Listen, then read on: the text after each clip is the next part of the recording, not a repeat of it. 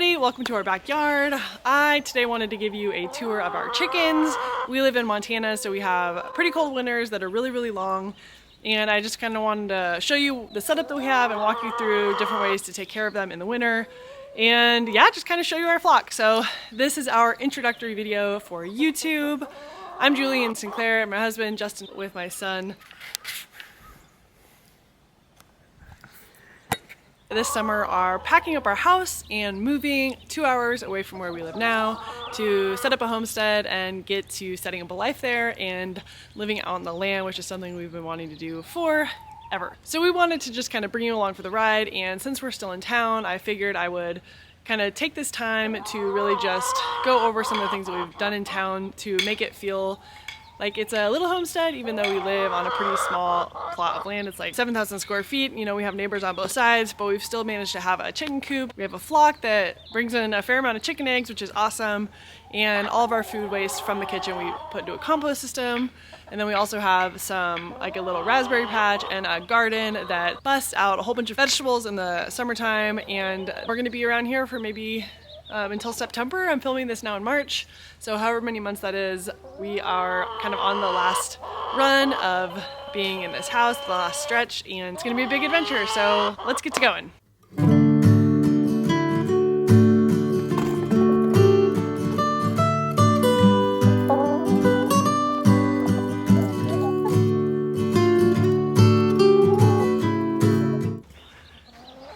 As you can see, I'm in the backyard right now, and this is our chicken coop.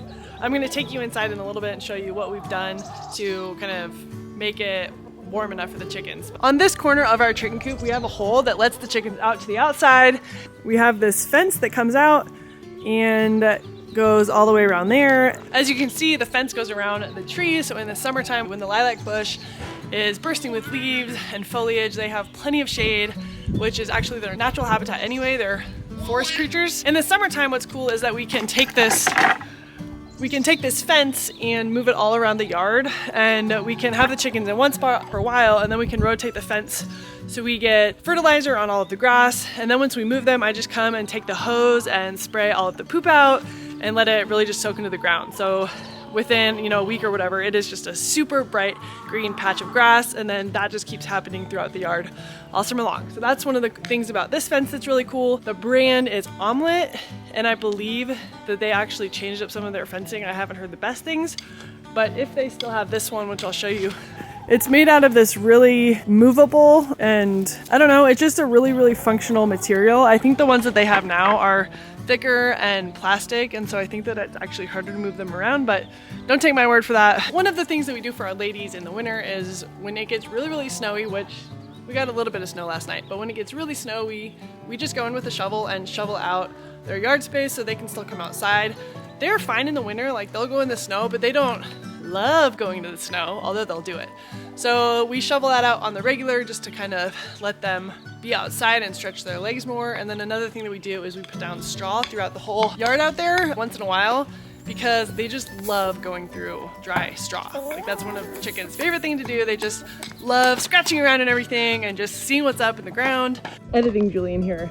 Another thing that I forgot to add was that one of the reasons why we like to add a straw a lot to their run is because when the snow melts, it is turned into a muddy mess out here. So the chickens obviously don't like having muddy wetness all over their feet. I don't think any of us would.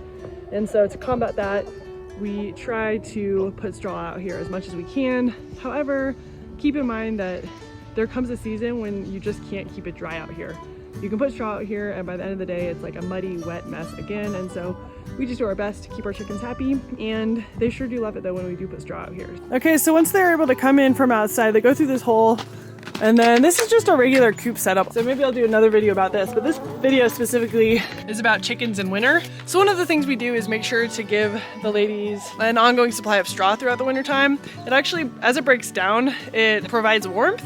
And so they kind of have an insulated floor, like a heated floor, which is fancier than even what I have. One of the cool things about our water feeder is that it actually is heated. So we just plug it in right here, and that connects into all of this wiring that then goes out to the garage where it then plugs in. So that's pretty cool. And then another thing that we have plugged in right here is the thermostat and the heater for the inside of the coop. So we actually don't have that plugged in because our chickens sleep outside in the freezing cold and they seem to do fine. We had it on for them, but they didn't use it, and so we felt like we were just wasting energy. If you want your chicken to go into the coop in the winter, and I'll talk about that in a second, and it's not used to doing that, it just sleeps outside on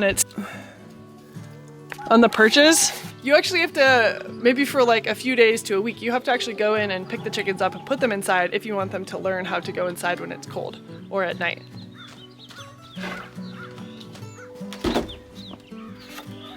All right, so this is the inside of our chicken coop, and the only winter specific thing that's going on in here is that we have this heater mounted to the wall. So whenever the thermostat reads below a certain temperature, and we actually usually do below 15 here, which is really cold, but the chickens are super tough.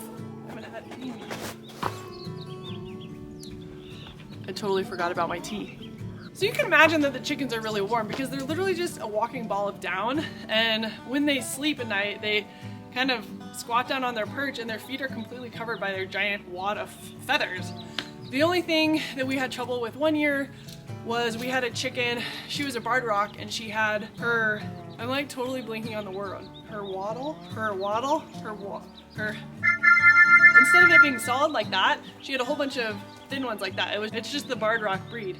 And so I think when it got really, really cold one night, she actually got frostbite in all of these, and she ended up getting sick and passing away, which is really sad. She was a good chicken. And since then we haven't gotten barred rocks because of that. That felt like a really vulnerable point on her. And so otherwise though, our chickens have done really, really great in the winter, and we haven't had any problems. I lied, we actually do have a barred rock. Pepper is her name. See how her comb is what it's called, is all frostbitten? And see how hers have, how they're kind of like fingerlings. And then hers are too, but hers are more fingerlings than the other ones. Like hers are fingerly, but they're not as thin as hers. And so that's the problem that we've had with hers, or that breed. And then you can also see on Karen is her name, she doesn't actually have a comb at all. See how it's just flat? And that's super good for winter because the fewer, external appendages they have, the better it is for winter. Hi. Hi.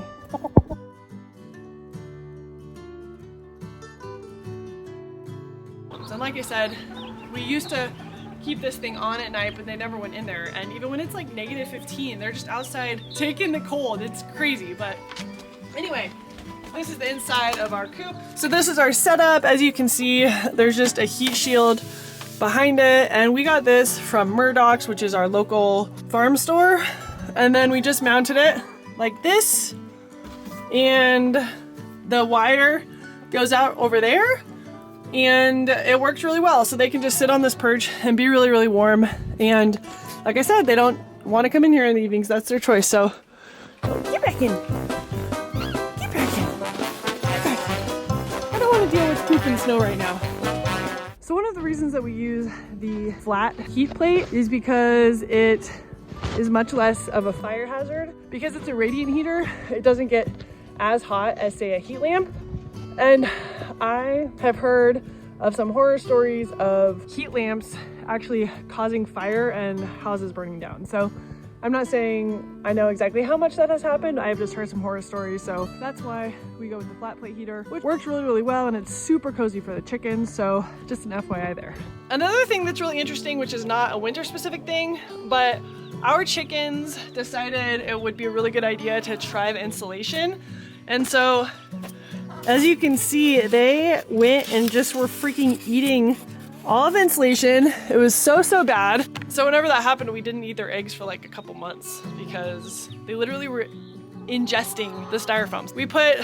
I drilled this up here, so we haven't had a problem with it since. Again, not winter related, but just FYI, the chickens don't have any problem eating insulation. Another thing that isn't winter specific, but I should show you anyway, is that we put this Visqueen on the bottom, so whenever we need to clean it out, we can just pull this thing out and hose it off, which is really nice. The poop and the pee don't just accumulate on the actual base of the coop. So, all right, so that's that.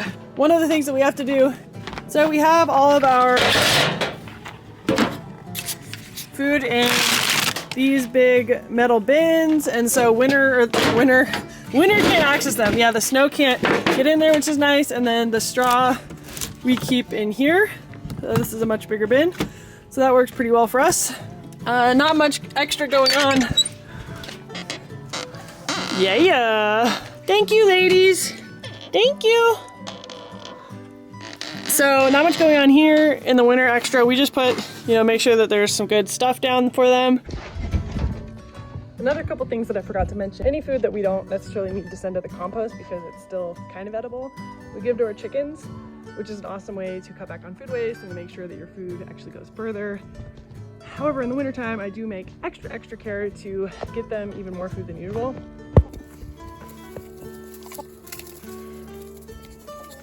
Oops. Good job.